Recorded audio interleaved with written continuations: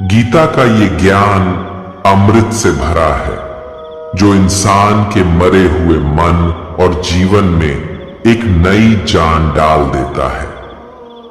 मैं गारंटी के साथ ये बात कह सकता हूं कि जो कोई भी इन 30 बातों को ध्यान से पूरा वीडियो के अंत तक सुनेगा, उसे अपनी हर समस्या का हल मिल जाएगा। उसे वो सब कुछ मिल जाएगा जो वो पाना चाहता है। इसलिए इस वीडियो में एक भी विचार को मिस मत कीजिए और इस वीडियो को पूरा अंत तक सुने। तो चलिए शुरू करते हैं। श्रीमद् भगवत गीता का सबसे पहला उपदेश है कि बहुत ज्यादा मीठे बोलने वालों से और ज्यादा तारीफ करने वालों से सावधान रहना चाहिए, क्योंकि लोग मीठा सिर्फ तभी बोलते हैं जब उनको आपसे अपना मतलब निकालना होता है। आपकी तारीफ भी सिर्फ तभी की जाती है जब उन्हें आपसे अपना काम निकालना होता है। याद रखना कि तारीफ आपको जिंदगी में कभी भी फ्री में नहीं मिलने वाली।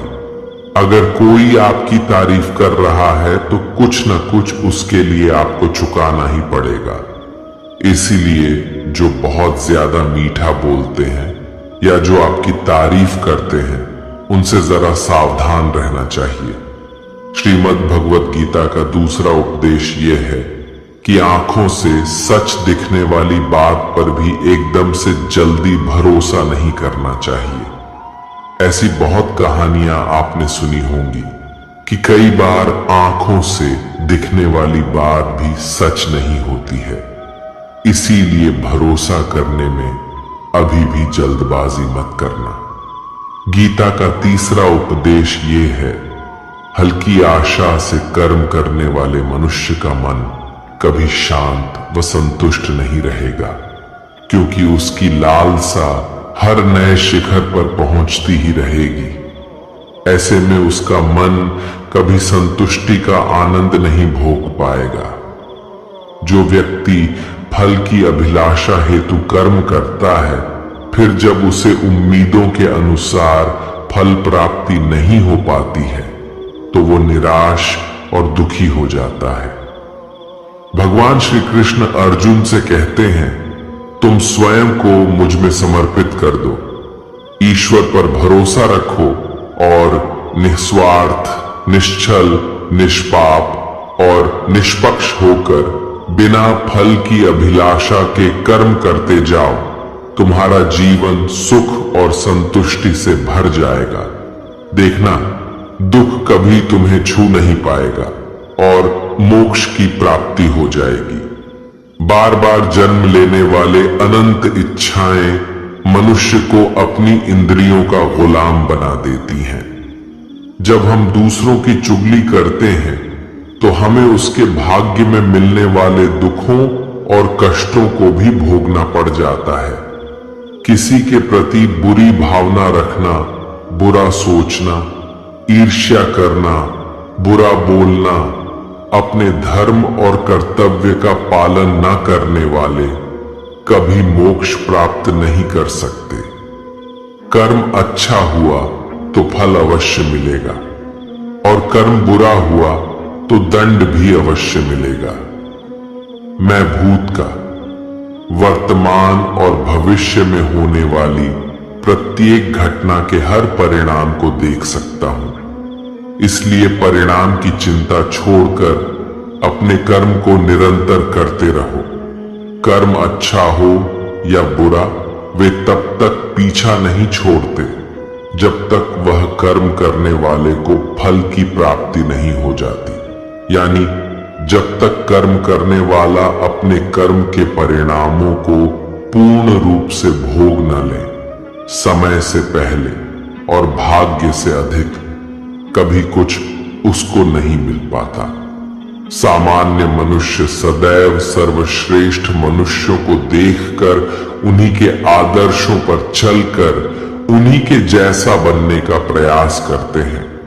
संसार तुम्हें वैसा ही देखेगा जिस मानसिक दृष्टि से तुम संसार को देखते हो।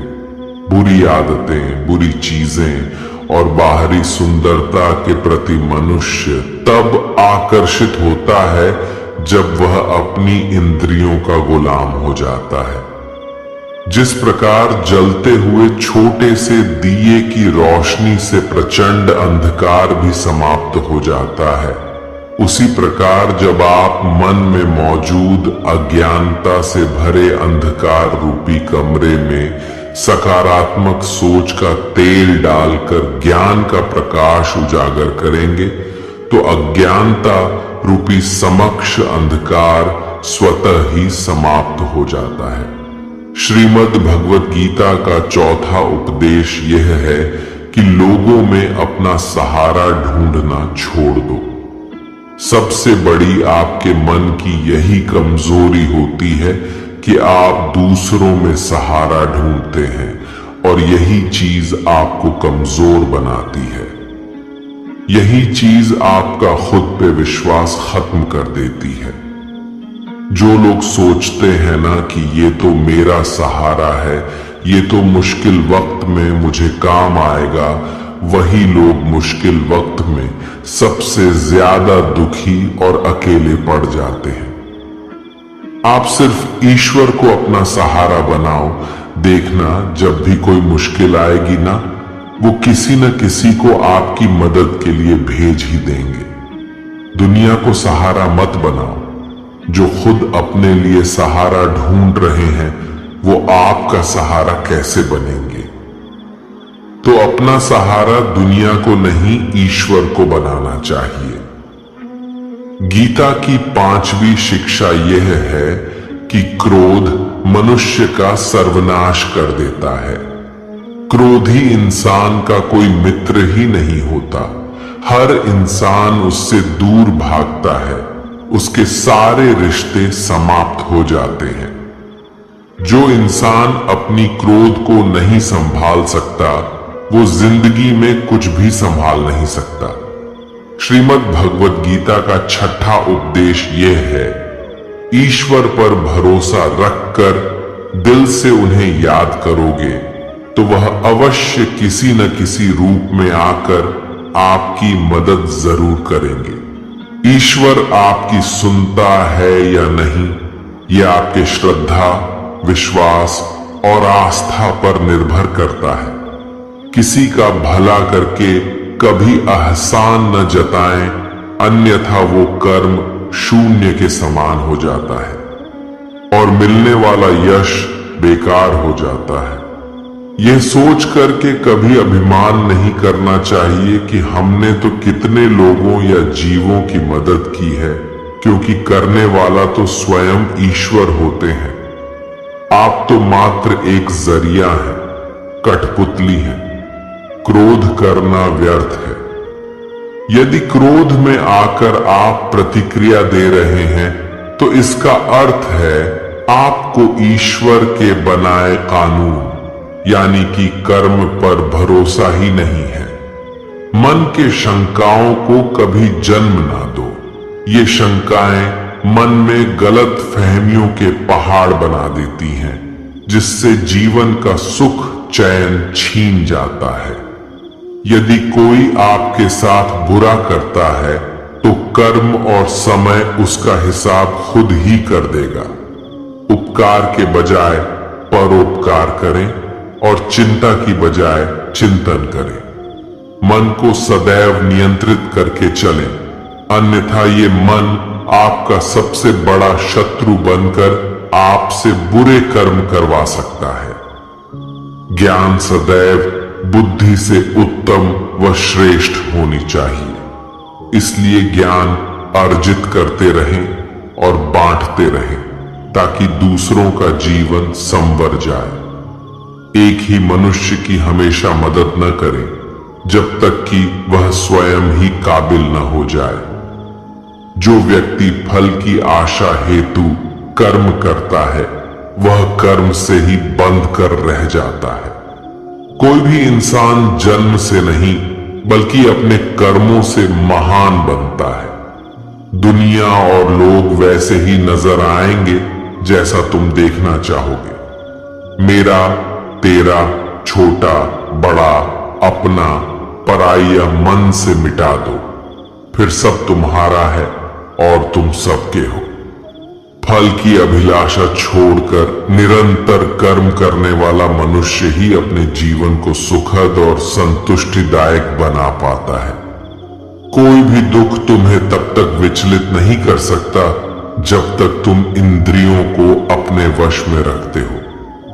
शांति उसी को प्राप्त होती है जो मैं और मेरा तथा मैंने किया या मैंने बनाया, ऐसी लालसा से बाहर आ जाता है। किसी भी वस्तु, वह जगह या जीव एवं मनुष्य से अत्यधिक लगाव एक दिन दुख का सबसे बड़ा कारण बनता है। जीवन में वही मनुष्य संतुष्ट रह सकता है जो कम से कम में भी खुश है और अधिक पाने या होने की लालसा व उम्मीद नहीं रखता।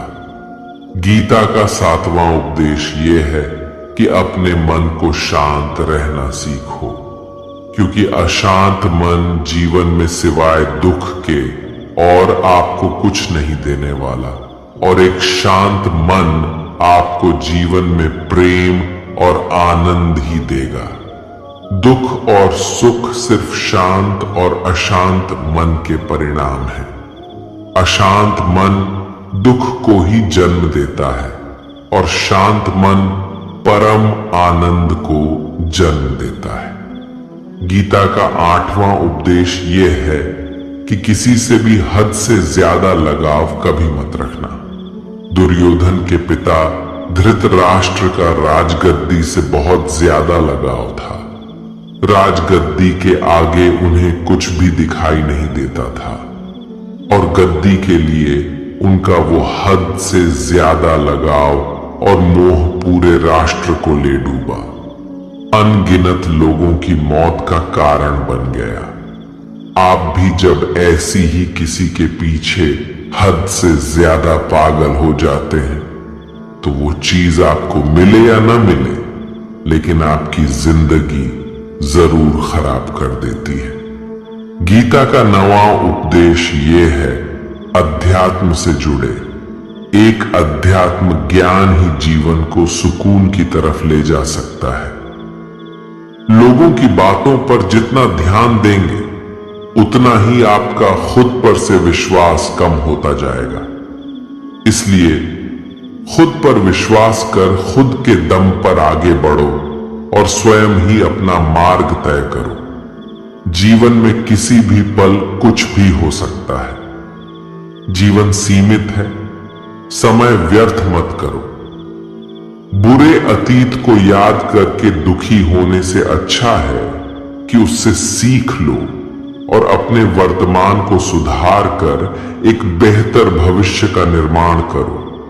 किस बात को लेकर परेशान हो? कर्म करो और ईश्वर पर भरोसा रखो। क्या होगा क्या नहीं, यह ईश्वर पर छोड़ दे। जितना अधिक पुरुषार्थ करोगे, स्वर्ग का मार्ग उतना ही सरल होगा। स्वयं को ईश्वर के चरणों में सौंप दो। नित्य अच्छे कर्म करो और लोगों की भलाई करो और उन्हें सही राह दिखाओ।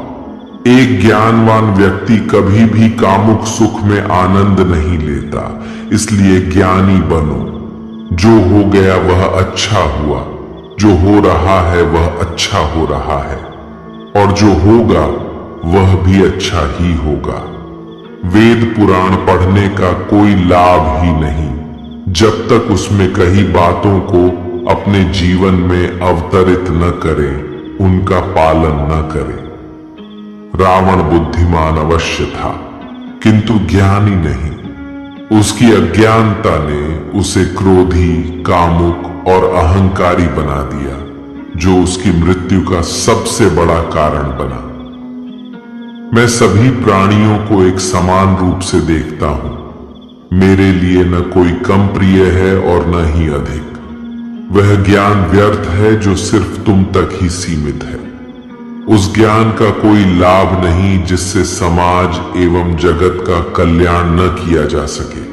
तुम क्यों व्यर्थ में चिंता करते हो? तुम क्यों भयभीत होते हो? कौन तुम्हें मार सकता है?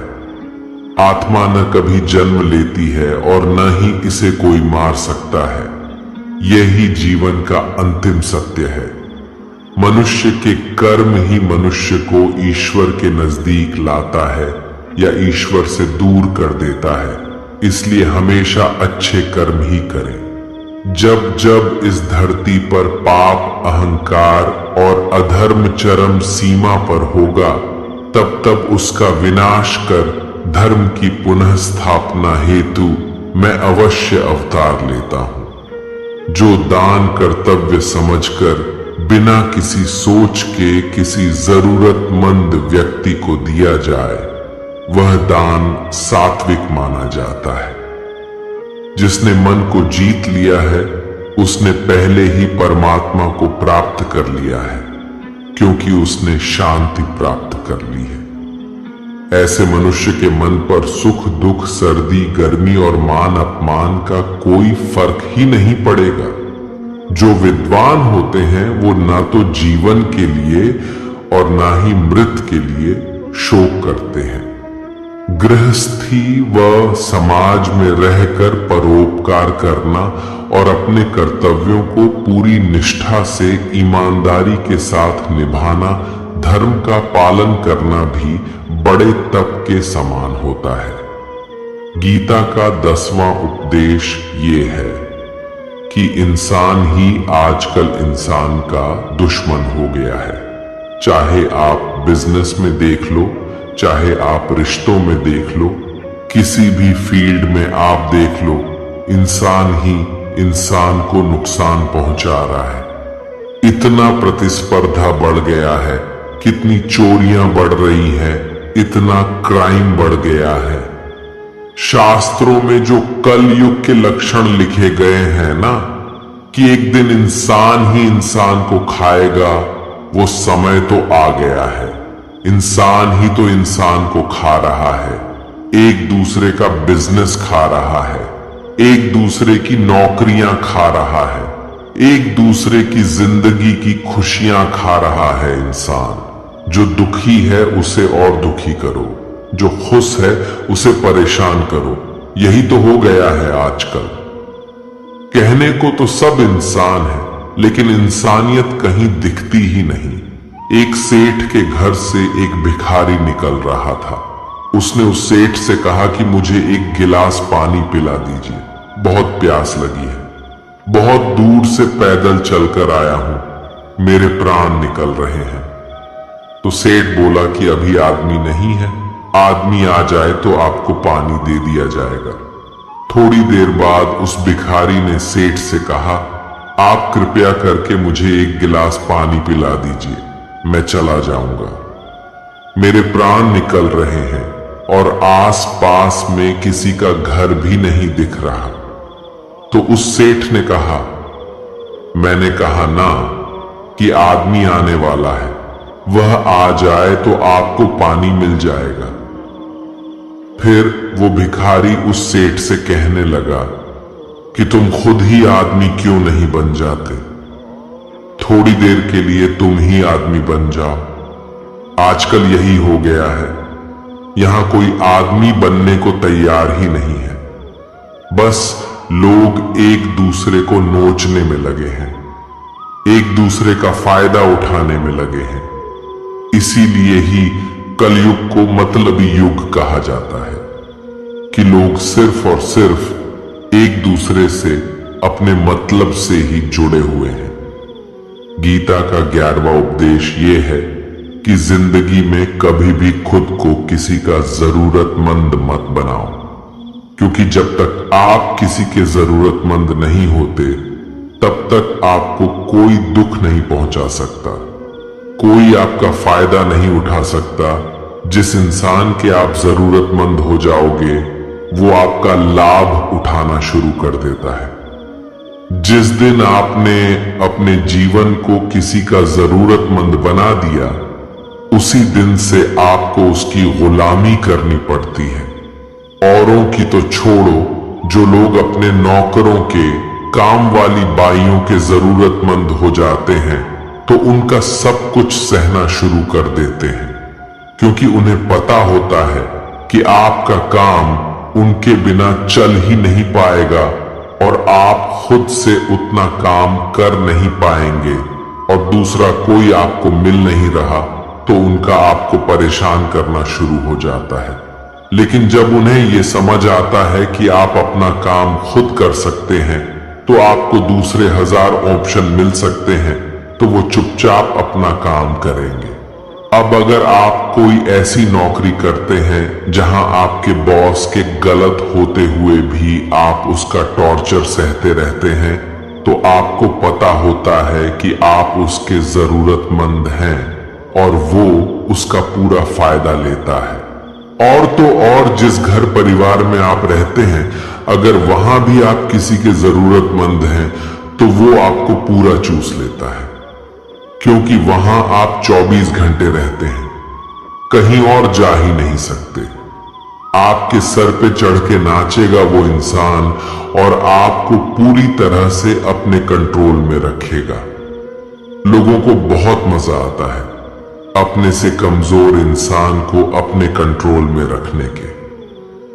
आप चाहे हजारों के लिए अच्छा करो, चाहे हर वो काम करो जिससे उन्हें खुशी मिले, पर ऐसे लोग आपकी गर्दन को दबा के रखते हैं।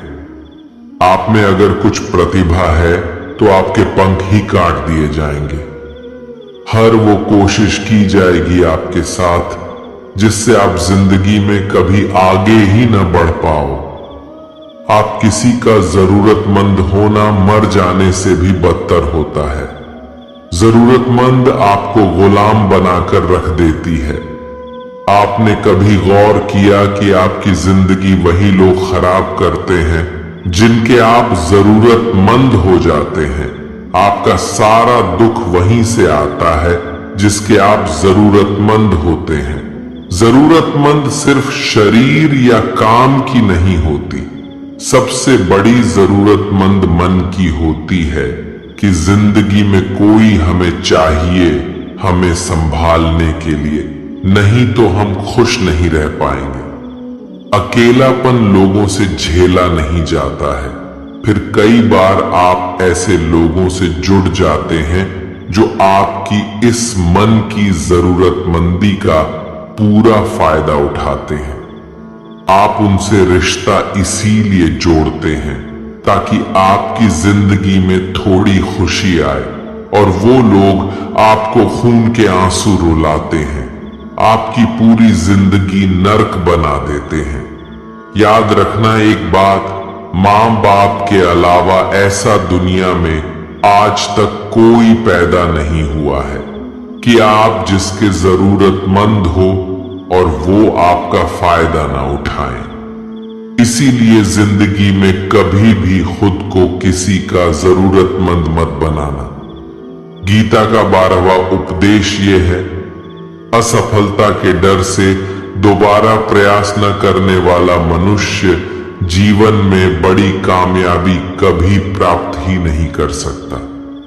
क्रोध से भ्रम पैदा होता है, भ्रम से बुद्धि व्यग्र होती है। जब बुद्धि व्यग्र हो जाती है तब तर्क नष्ट हो जाता है, और जब तर्क नष्ट हो जाता है तब व्यक्ति का नाश हो जाता है। बड़ी कामयाबी एक ऐसे ताले में बंद होती है जो 5 चाबियों से खुलती है। सकारात्मक सोच, एकाग्रता, सच्ची लगन, दृढ़ संकल्प और निरंतर प्रयास। निष्पक्ष और निस्वार्थ भाव से कर्म किए बिना मोक्ष की उम्मीद करना बेकार है। जब भी मनुष्य स्वयं के इंद्रियों के अधीन हो जाता है तो वासना, आलस और लालच जैसी बुरी आदतें मन पर सवार हो जाती हैं। लक्ष्य प्राप्त करने के लिए हमें कर्म में पूर्ण रूप से समर्पण अति आवश्यक है। इसके लिए धन की लालसा मन से निकालकर अपने कर्म पर केंद्रित होना चाहिए। कर्म को लेकर श्री कृष्ण जी कहते हैं, हे अर्जुन, तुम कर्म करने के अधिकारी हो, ना कि उससे मिलने वाले फल के। अतः बिना फल की आशा किए जब कर्म करोगे तभी तुम फल की प्राप्ति के पात्र कहलाओगे। क्रोध सोचने की ताकत को हर लेता है, जिस वजह से सही फैसला ले पाना कठिन हो जाता है। यदि आप कर्म फल प्राप्ति की लालसा व लालच हेतु कर रहे हैं तो कर्म कभी आपकी उम्मीदों के अनुसार प्राप्त नहीं होगा। बुरे कर्म से पीछा छुड़ाने का सबसे बेहतर तरीका है मन में अच्छे विचारों को आने दो और सकारात्मकता से सोचो। मनुष्य का मन परिवर्तनशील है। हमारे सोचने का तरीका और आदतें वैसे ही बनेंगी जिस तरह से लोग और माहौल में हम अधिक समय बिता रहे होंगे। मनुष्य जीवन में वही करता है जो भी वो देखता है, सुनता है, समझता है। जो व्यक्ति किसी अच्छे कर्म को करते हुए उसे ही अपना सौभाग्य और पुरस्कार मानता है, तो ऐसे व्यक्ति को कर्म फल उम्मीदों से कहीं अधिक मिल जाता है। बड़े लक्ष्यों के निर्माण और सपनों को सच करने के लिए सबसे पहले आपको कल्पनाकारी बनना होगा। गीता का 13वां उपदेश यह है कि जिस रिश्ते में मर्यादाएं टूट जाती हैं वहां सिर्फ सर्वनाश ही होता है। कोई आपसे बड़ा है या छोटा है, अगर वो रिश्तों में अपनी मर्यादाओं को तोड़ देगा तो वो रिश्ता कभी नहीं टिक सकता। रिश्ता सिर्फ तभी चलता है जब दो लोग एक दूसरे की इज्जत करते हैं, कदर करते हैं और कभी अपनी लिमिट क्रॉस नहीं करते हैं। जिस रिश्ते में कोई लिमिट नहीं है, एक दूसरे की इज्जत नहीं है, वो रिश्ता आज नहीं तो कल खत्म ही हो जाता है। गीता का 14वां उपदेश ये है कि जिस रिश्ते में मर्यादाएं टूट जाती हैं वहां सिर्फ सर्वनाश ही होता है। कोई आपसे बड़ा है या छोटा है, अगर वो रिश्तों में अपनी मर्यादाओं को तोड़ देगा तो वो रिश्ता कभी नहीं टिक सकता। रिश्ता सिर्फ तभी चलता है जब दो लोग एक दूसरे की इज्जत करते हैं, कदर करते हैं और कभी अपनी लिमिट क्रॉस नहीं करते हैं। जिस रिश्ते में कोई लिमिट नहीं है, एक दूसरे की इज्जत नहीं है, वो रिश्ता आज नहीं तो कल खत्म ही हो जाता है। गीता का 15वां उपदेश ये है, जो आपके मुंह पे अपनापन दिखाए, आपकी पीठ पीछे आपको नुकसान पहुंचाए, ऐसे लोगों से दूर ही रहना। चाणक्य ने कहा है कि ऐसे लोग उस घड़े की तरह होते हैं जिसके मुंह में तो अमृत लगा है लेकिन जिसके भीतर जहर भरा हुआ होता है। आप जिसे अमृत समझकर पी जाते हैं, वास्तविकता में वो जहर ही होता है। तो ऐसे लोगों को जहर की तरह छोड़ देना चाहिए जो अपनेपन का दिखावा करे और पीछे से हमेशा आपको नुकसान पहुंचाए। गीता का 16वां उपदेश ये है कि अपनी खुशी और अपना दुख हर किसी के आगे जाहिर नहीं करना चाहिए, क्योंकि लोग आपकी खुशी पर नजर लगा देते हैं और आपके दुख में आपकी हंसी उड़ाने लगते हैं। आपकी खुशी से कोई खुश नहीं होता, लोगों को जलन होती है। हर आंसू आंख में लाया ना करो, हर जख्म सबको दिखाया ना करो। यहाँ लोग हाथ में नमक लिए फिरते हैं, इसलिए अपना हर दर्द सबको दिखाया ना करो। लोग तो बैठे ही हैं दुखी इंसान को और दुखी करने, और जो खुश है उसको तकलीफ पहुंचाने के लिए। अपनी मन की हालत अपने तक ही रखो, सिर्फ उसे बताओ जिससे उसे समझने की समझ हो। गीता का 17वां उपदेश यह है कि जीवन में कई बार नया शुरू करने के लिए पुराने को पूरी तरह से मिटाना पड़ता है। श्री कृष्ण से कुंती ने पूछा था कि हे कृष्ण, क्यों तुमने इतना बड़ा महायुद्ध करवा दिया? तो श्री कृष्ण ने बोला कि अधर्म बहुत बढ़ गया था और इस अधर्म का पूरी तरह से नाश करने के लिए, एक नए युग को लाने के लिए पुराने का सर्वनाश करना बहुत जरूरी होता है। जब कोई महल पूरी तरह से भंगार हो जाती है, बहुत पुरानी हो जाती है, तो उसे पूरी तरह से तोड़कर फिर से नवनिर्माण होता है। ऐसे ही आपके जीवन में भी आपको कुछ नया करना है तो पुराने को पूरी तरह से मिटाना होगा।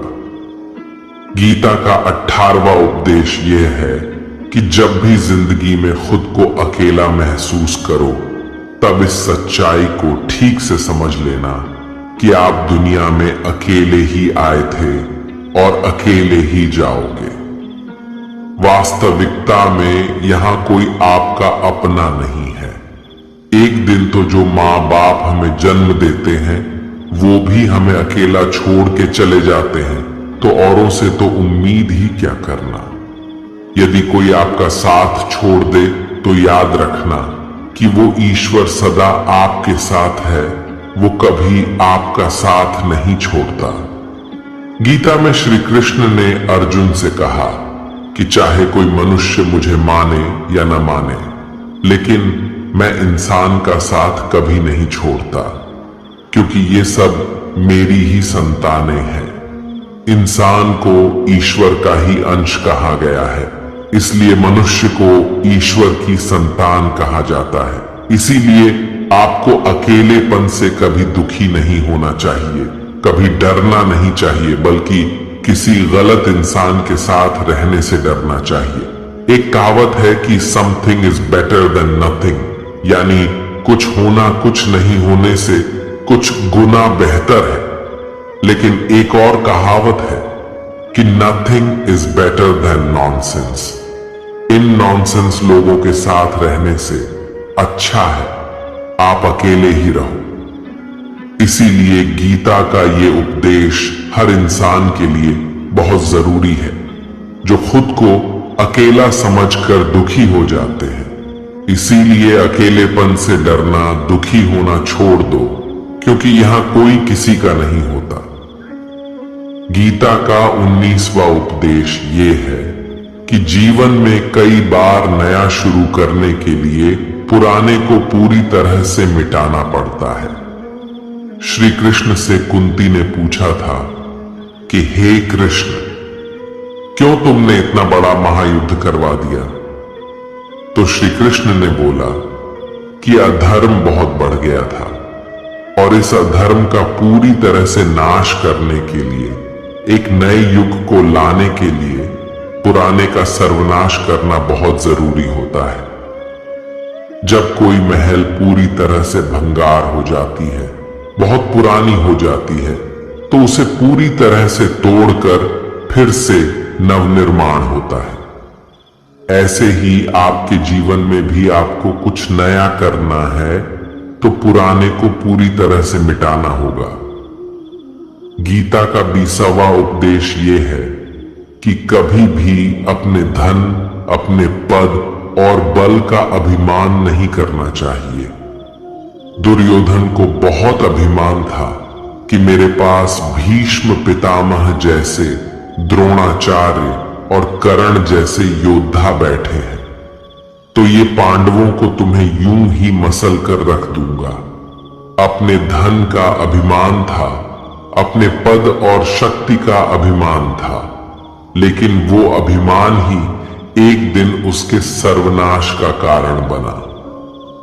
जो लोग अपने पैसे के अहंकार में या शक्ति के अहंकार में दूसरों को नीचा दिखाते हैं, दूसरों को चोट पहुंचाते हैं, एक दिन उनकी वही गलती उनका सर्वनाश कर देती है।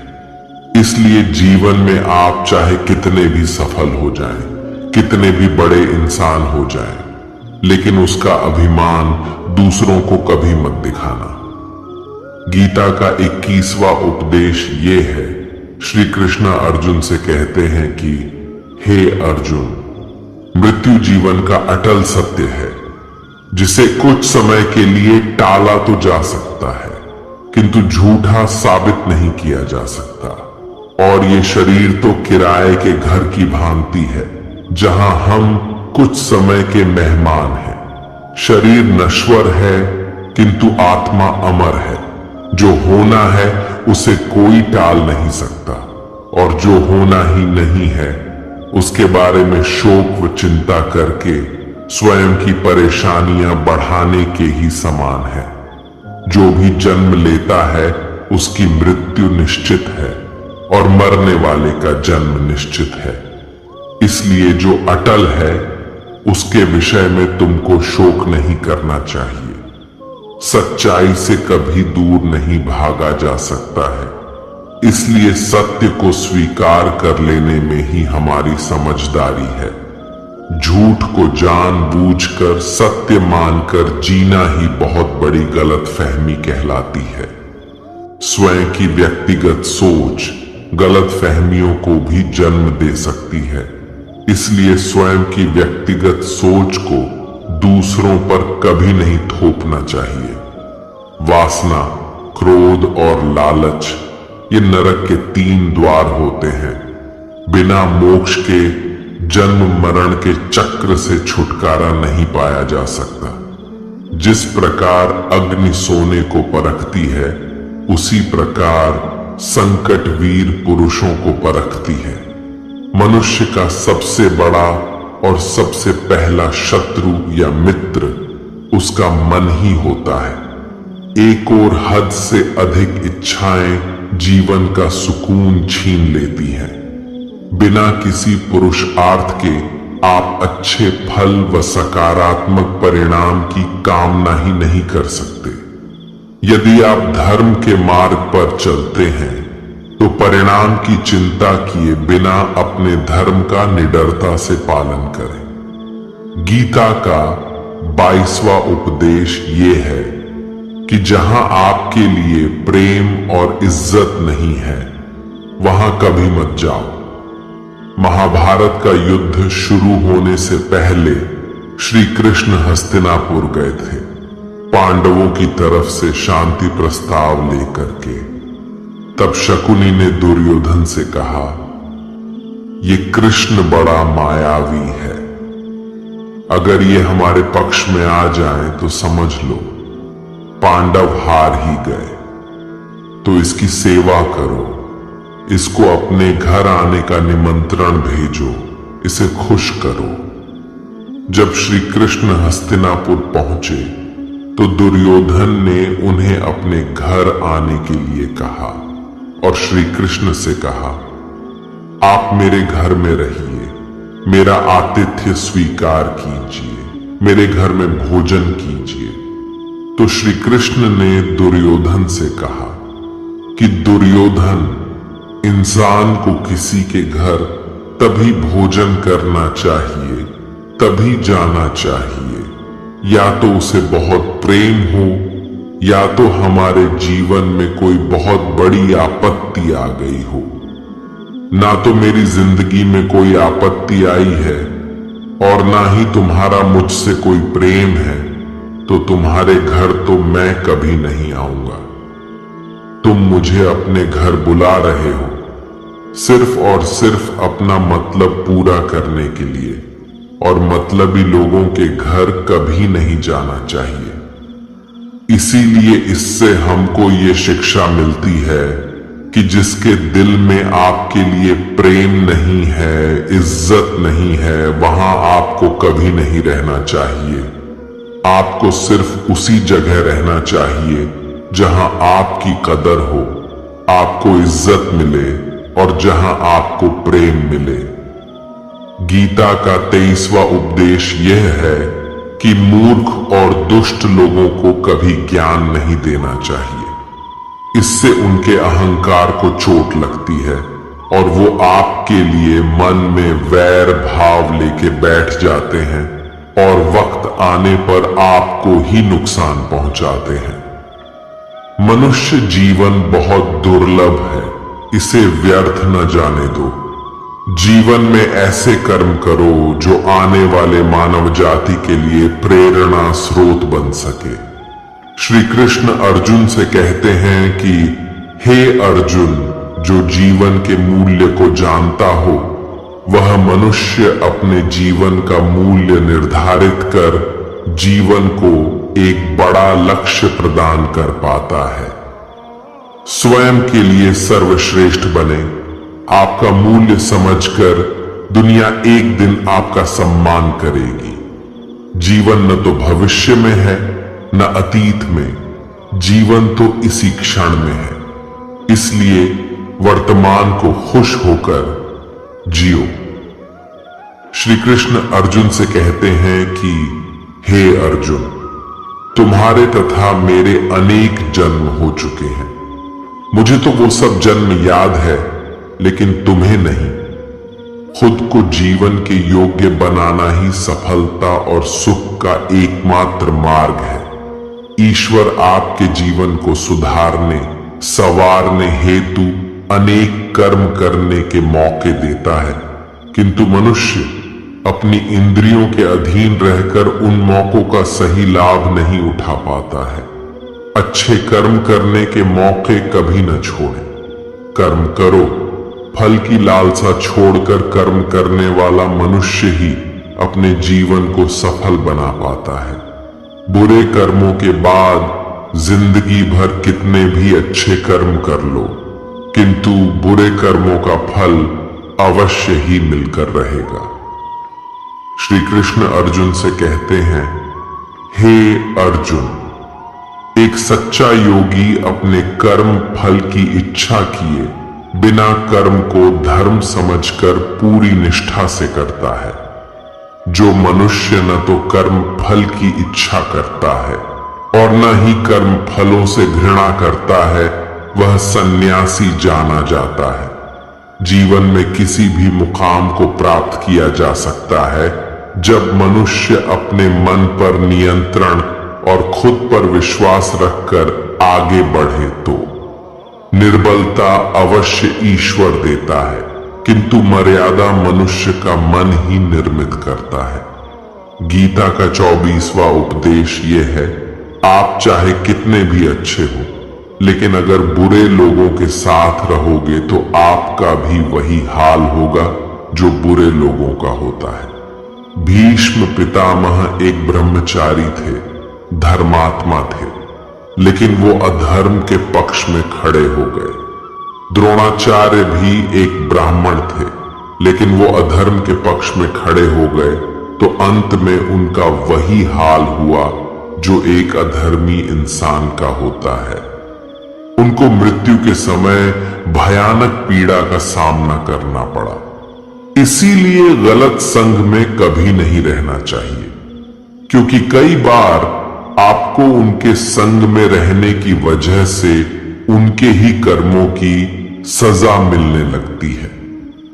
फिर आपको समझ नहीं आता कि मैंने तो कुछ किया भी नहीं, मैं तो खाली उनके साथ रहता हूं, मुझे दुख क्यों मिला। बुरे लोगों का संग आपकी जिंदगी में कभी खुशी नहीं लाएगा, इसलिए हमेशा अच्छे संग में रहना चाहिए। गीता का 25वां उपदेश यह है कि जो दूसरों के साथ छल करता है उसका अंत बहुत बुरा होता है। दुर्योधन का मामा शकुनी और दुर्योधन ने पांडवों के साथ जीवन भर छल किया, पथ पथ पर उन्हें धोखा दिया, कभी ईमानदारी से उनके साथ नहीं चला और उसका परिणाम दुर्योधन को यह मिला कि उनके दल का हर एक बड़ा योद्धा छल के द्वारा ही मारा गया, क्योंकि दुर्योधन ने जैसा कर्म किया था उसको वैसा ही फल मिला। सारा जीवन भर उसने छल किया तो अंत में उसकी खुद की मृत्यु भी एक छल से ही हुई थी। इसीलिए कोई अगर खुद को बहुत ज्यादा चालाक समझता है कि दूसरे को धोखा दे दिया, दूसरे को बेवकूफ बना दिया, एक दिन कोई आएगा उसकी जिंदगी में भी तो उसको ही धोखा देगा, क्योंकि कर्मा सबके चेहरे याद रखता है। जो जैसा कर्म करता है उसको वैसा फल जरूर मिलता है। गीता का 26वां उपदेश यह है कि जीवन में जब भी कोई मुश्किल आए तो हिम्मत मत हारो, बस थोड़ा धीरज रखो। जो लोग मुश्किल वक्त में खुद को थोड़ा संभाल कर धीरज रखते हैं, वो हर मुश्किल को आसानी से पार कर जाते हैं।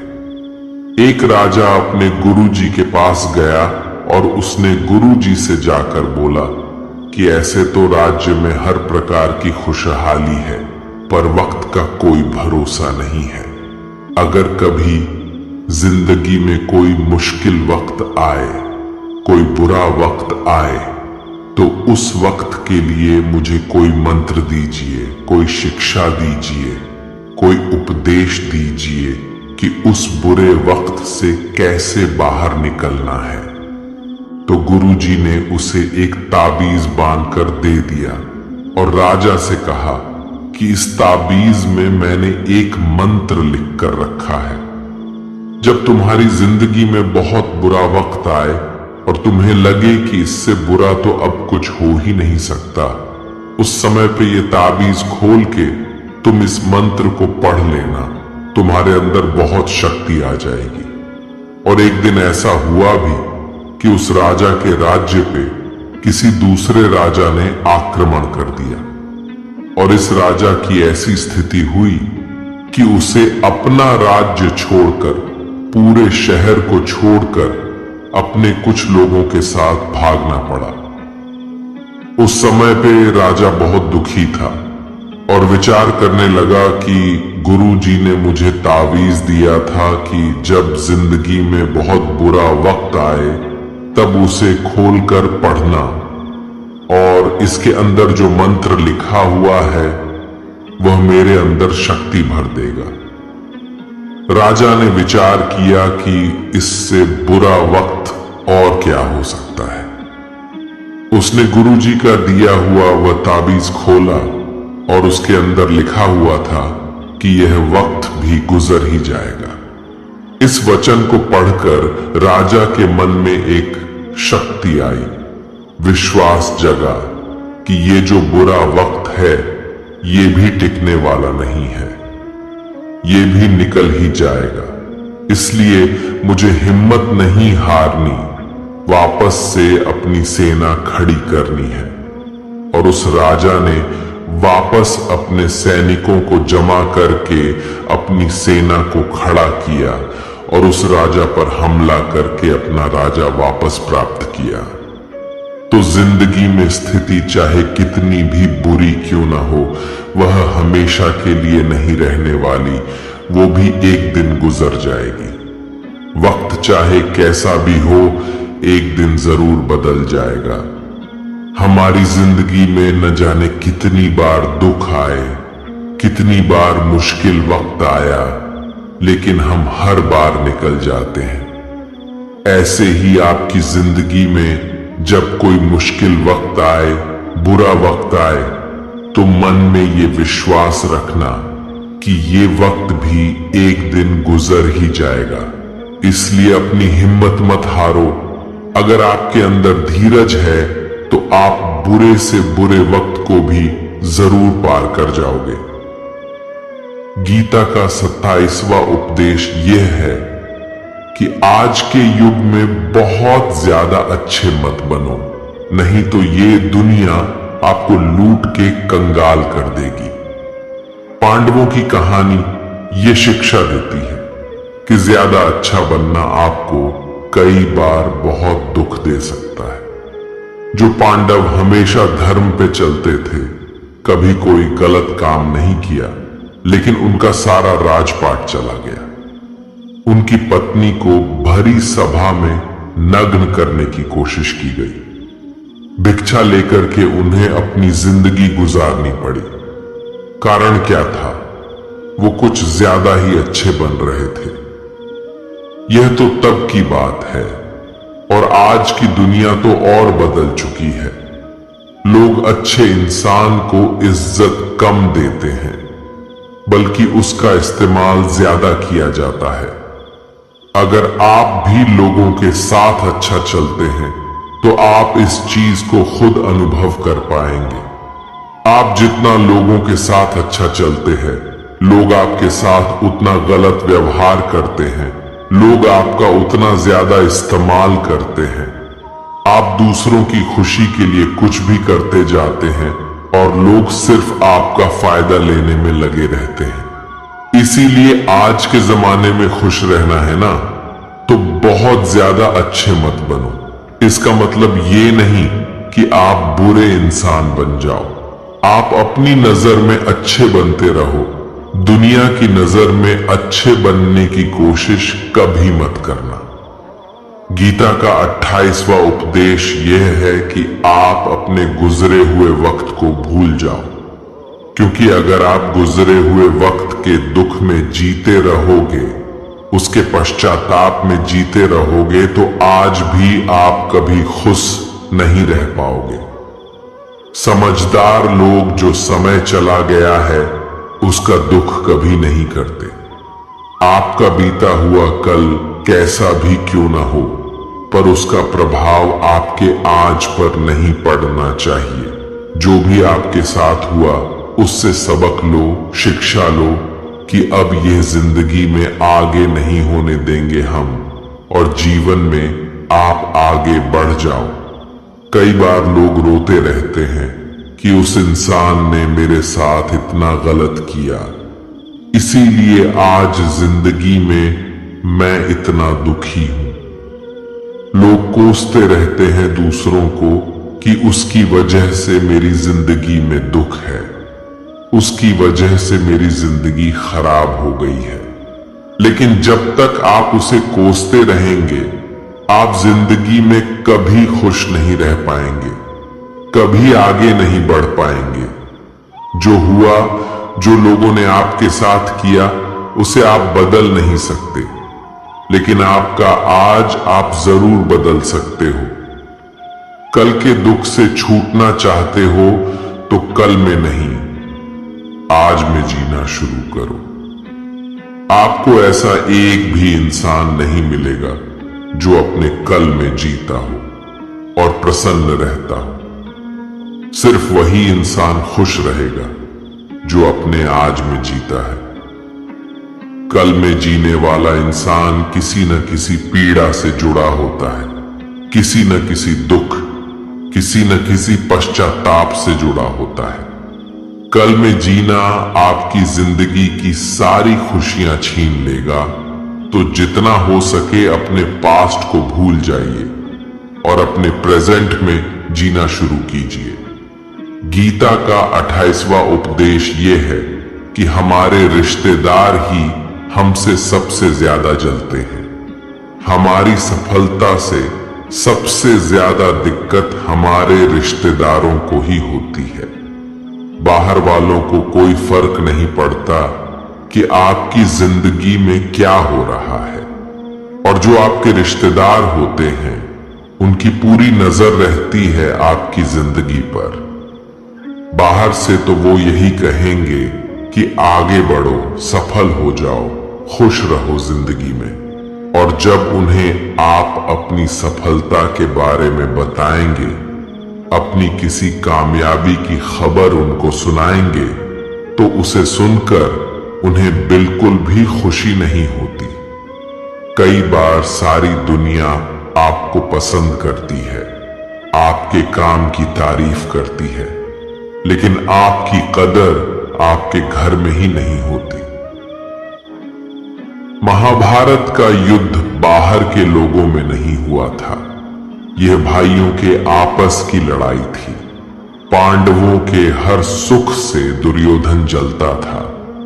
जब भी पांडव किसी काम में सफल होते थे, उसे बिल्कुल भी बर्दाश्त नहीं होता था। दुर्योधन हर कोशिश करता था पांडवों को नीचा गिराने का, जितना हो सके उन्हें दुखी करने का, और वही भाइयों की आपसी जलन महाभारत के युद्ध की वजह से हुई, जिसमें न जाने कितने अनगिनत लोग मारे गए।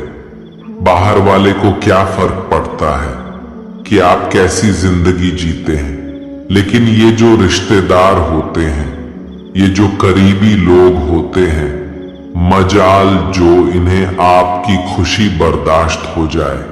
सबसे खतरनाक होते हैं ये लोग, क्योंकि ये बाहर से बहुत मीठा चलते हैं, आपको अच्छे अच्छे शब्द कहते हैं, लेकिन आपके पीठ पीछे ये आपसे जरा भी खुश नहीं होते। तो इसीलिए किसी को भी अपना समझने से पहले आप ये जरूर चेक कर लें कि वो सच में आपका अपना है या सिर्फ अपनेपन का दिखावा हो रहा है। गीता का 29वां उपदेश ये है कि जो इंसान आपको बार बार चोट पहुंचाए उसे कभी माफ नहीं करना चाहिए। युधिष्ठिर ने दुर्योधन को बार बार माफ किया और उसका परिणाम ये हुआ कि उन्हें अपनी जिंदगी में बहुत बड़े दुखों का सामना करना पड़ा। वह इंसान अगर एक बार गलती करे तो माफ करना फिर भी ठीक है, लेकिन कोई अगर बार बार गलती करे तो उसे माफ करना आपको बहुत ज्यादा नुकसान पहुंचाएगा, क्योंकि वो गलती नहीं हो रही है उससे, वो उसकी आदत है, वो ऐसा ही है, वह हमेशा आपके साथ ऐसा करेगा। तो बहुत ज्यादा दयालु मत बनो। किसी को माफ करने में और बेवकूफ बनने में बहुत बड़ा अंतर होता है। किसी को अगर एक बार आप माफ भी कर रहे हो तो उस इंसान से आप जरूर सावधान रहना। कहते हैं आजमाए हुए को फिर आजमाना मिट्टी मुंह में डालने के बराबर होता है। जिससे धोखा खाया है, जिससे आपको तकलीफ मिली है, उस पे भरोसा गलती से भी मत करना। तो माफ उतना ही करो जितने में आप बेवकूफ ना लगो। गीता का 29वां उपदेश यह है कि जब कोई आपके साथ धोखा या छल करे तो उसको कोसना या दुखी होना छोड़ दो, बल्कि उससे शिक्षा लो कि लोग असलियत में वैसे नहीं होते जैसा आप उन्हें समझ लेते हैं। यहाँ पर लोग अपने मुंह पर मुखौटा लगाकर घूमते हैं। यहाँ हर इंसान खुद को अच्छा दिखाने की कोशिश करता है, अच्छा बनने की कोशिश कोई नहीं करता। आप किसी के साथ थोड़ा गलत व्यवहार करके तो देखो, उसका असली रंग सामने आ जाएगा। या फिर जब आपकी जिंदगी में कुछ मुश्किल वक्त आएगा तो भी आपको उसका असली रंग देखने को मिल जाएगा। इसीलिए किसी पर भी जल्दी भरोसा नहीं करना चाहिए। किसी से भी इतनी उम्मीद नहीं लगानी चाहिए कि बाद में हमारा दिल ही टूट जाए, क्योंकि दुनिया के लोग ना कभी किसी के हुए हैं और ना कभी किसी के होंगे। अपना दिल उस ईश्वर को समर्पित कर दो, फिर देखना आपका दिल कोई नहीं दुखा पाएगा।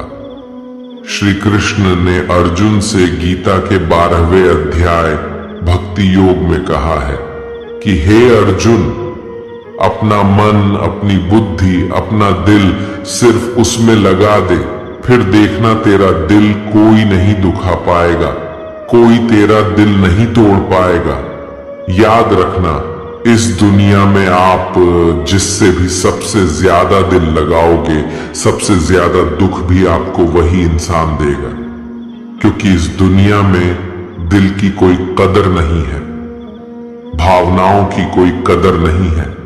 कदर होती है बस मतलब की, फायदे की, कि आपसे किसी का क्या फायदा हो सकता है। जब तक आपसे लोगों का मतलब है तब तक सब लोग आपसे अच्छा चलते हैं। जैसे ही उनका मतलब खत्म हो जाता है वैसे ही उनका बात करने का तरीका भी बदल जाता है।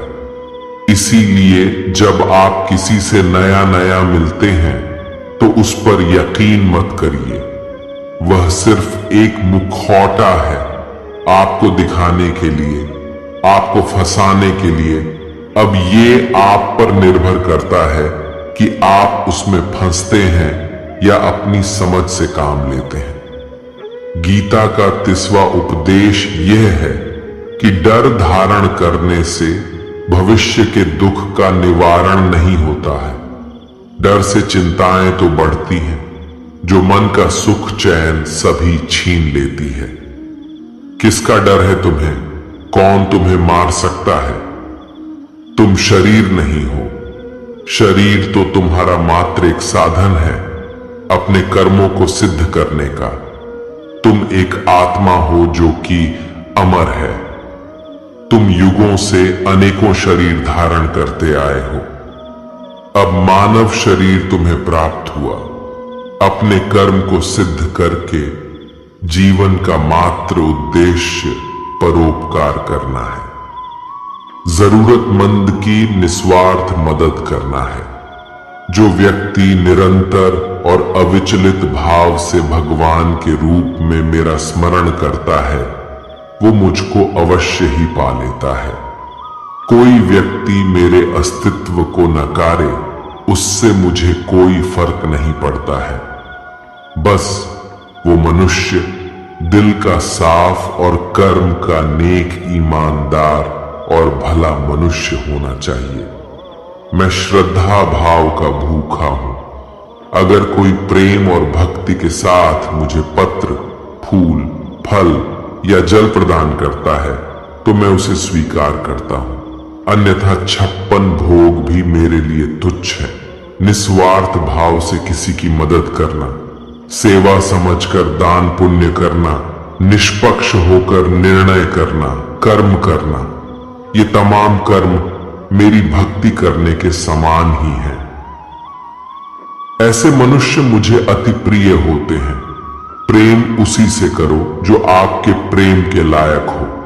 जिसे आपके प्रेम की कदर नहीं, उससे जितना दूर रहो उतना अच्छा होता है। आजकल लोग कहते हैं कि सबसे ज्यादा पीड़ा प्रेम देता है। लोगों ने प्रेम जैसी पवित्र चीज को गंदा कर दिया है, जार बना दिया है। सबसे ज्यादा लोग एक दूसरे को प्रेम और भरोसे के नाम पर ही लूटते हैं। अगर आपका किसी से प्रेम नहीं है तो वह आपकी भावनाओं को चोट पहुंचा ही नहीं सकता। संबंध चाहे जो भी हो, हद से ज्यादा किसी से प्रेम करोगे और अगर वो उसके लायक नहीं तो सिवाय दुख के और कुछ नहीं मिलेगा। वास्तविकता में प्रेम पीड़ा नहीं देता, बल्कि ऐसे इंसान से प्रेम करना पीड़ा देता है जिसे आपके प्रेम की कद्र नहीं है। तो प्रेम सिर्फ उसी इंसान से करो जिसे आपके प्रेम की कदर है। जहां आपको यह एहसास हो जाए कि आपके प्रेम की, आपकी भावनाओं की कदर तक नहीं है, वहां से आप कृपया करके खुद को दूर ही रखें।